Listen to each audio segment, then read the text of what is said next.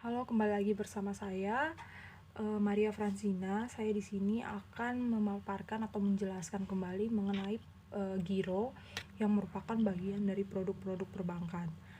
Yang pertama, pengertian giro. Giro itu merupakan salah satu produk yang dikeluarkan bank untuk nasabahnya menyimpan uang. Nasabah yang menggunakan giro disebut giran.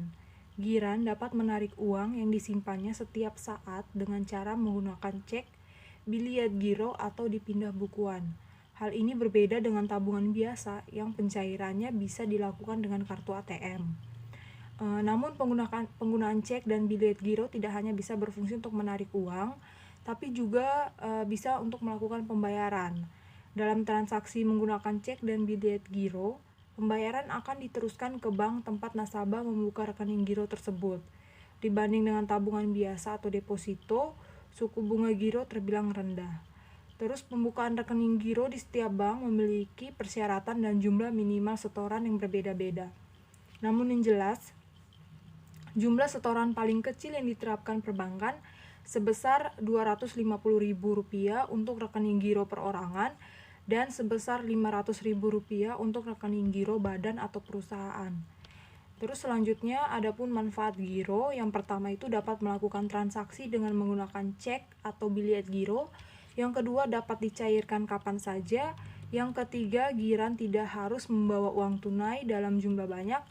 Dan yang keempat, setiap giran bisa mendapatkan rekening koran setiap bulannya untuk memudahkan urusan administrasi. Selanjutnya, mengenai jenis-jenis giro, bank memiliki dua jenis rekening giro, yaitu rekening atas nama pribadi dan rekening atas nama perusahaan. Yang pertama, giro atas nama pribadi. Giro atas nama pribadi itu adalah rekening yang dimiliki perorangan atau usaha perseorangan. Usaha perseorangan ini misalnya toko, restoran, bengkel, dan usaha lainnya dengan nama pemiliknya. Untuk membuka rekening giro atas nama pribadi, bank menerapkan jumlah setoran terkecil sekitar Rp250.000. Terus jenis giro yang kedua itu giro atas nama badan. Contoh giro atas nama badan misalnya organisasi masyarakat, instansi pemerintah, badan usaha seperti PT, CV, yayasan koperasi, dan lain-lain. Untuk membuka rekening giro atas nama badan, bank menerapkan jumlah setoran terkecil sekitar Rp500.000. Terus adapun karakteristik rekening giro, yang pertama dari segi pengendapan atau maturity, giro memiliki sifat fluktuatif dan cenderung berjangka pendek. Terus yang kedua dari sisi administratif, giro agak menyita waktu dan biaya karena prosesnya agak rumit. Yang ketiga, dari sisi biaya, giro memiliki biaya dana yang relatif rendah. Dan yang keempat, dari sisi penempatan dana, giro biasa digunakan untuk jangka yang pendek. Terus adapun syarat pemindah bukuan rekening giro. Itu yang pertama, syarat yang pertama adalah terdapat nomor seri pada biliet giro. Syarat yang kedua berisi perintah tahap bersyarat yang jelas dalam surat pemindah bukuan. Syarat yang ketiga terdapat nama bank tertarik. Syarat yang keempat terdapat nama bank penerima dana. Syarat yang kelima tertulis jumlah dana dalam angka dan huruf. Syarat yang keenam terdapat tanggal dan tempat cek dikeluarkan. Syarat yang ketujuh adalah tanda tangan bagi giro atas nama pribadi atau cap perusahaan bagi giro atas nama badan. Selanjutnya, fungsi giro. Giro itu memiliki fungsi yang sangat bermanfaat dalam kegiatan transaksi keuangan, seperti transfer, khususnya dalam jumlah yang besar. Berikut ini ada beberapa fungsi dari giro. Yang pertama itu, giro bisa berfungsi sebagai alat pembayaran dari transaksi jual beli atau kegiatan bisnis lainnya, sama halnya dengan cek atau uang tunai. Yang kedua, simpanan di rekening giro bisa ditarik kapanpun, sama halnya dengan tabungan rekening perbankan pada umumnya. Yang ketiga, giro berfungsi sebagai alat pembayaran yang sah tanpa dibebankan biaya administrasi. Jadi pihak pemberi bisa langsung menyerahkan surat giro ke penarik tanpa harus terpotong biaya administrasi seperti halnya transfer ATM beda bank. Terus fungsi yang keempat, sama halnya dengan cek, produk perbankan ini bisa digunakan untuk transaksi keuangan dengan nominal besar hingga mencapai Rp500 juta per transaksi. Selanjutnya, adapun jenis-jenis giro. sudah dijelaskan. Yang pertama itu rekening giro perorangan dan yang kedua rekening giro badan usaha. Terus adapun kelebihan dan kekurangan giro itu, kelebihan giro itu yang pertama tidak bisa dicairkan secara instan di mesin ATM, melainkan harus melalui prosedur penunjukan kepada pihak tertentu melalui surat tertulis. Tanpa biliet, transaksi tidak bisa dilakukan. Dan dengan cara ini, dana nasabah pun lebih aman. Terus yang kedua, kelebihan yang kedua itu tidak ada batasan nominal dalam bertransaksi sehingga menjadikannya lebih praktis bagi transaksi bisnis yang bernilai ratusan juta.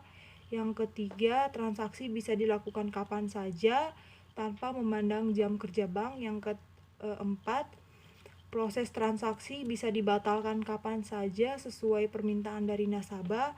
Yang kelima, kelebihannya ada laporan mendetail melalui rekening koran setiap bulan sehingga nasabah selalu mendapatkan kejelasan dan transparansi menyangkut uangnya di rekening giro.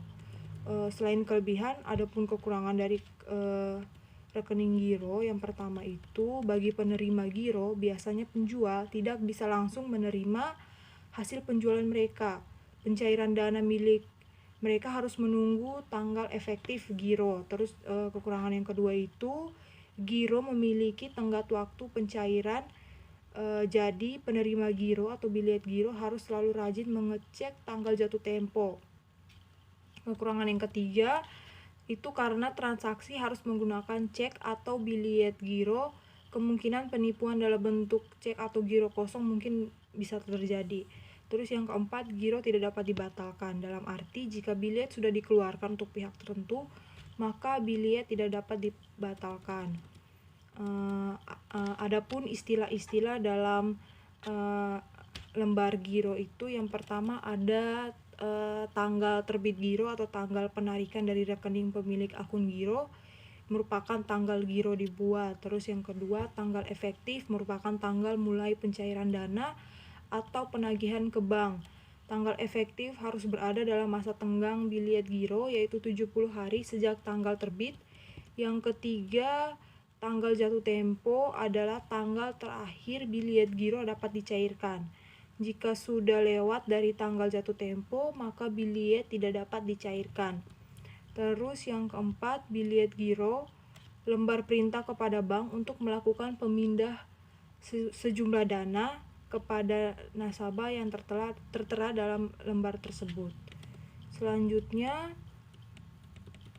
syarat-syarat yang dibutuhkan untuk membuka rekening giro itu,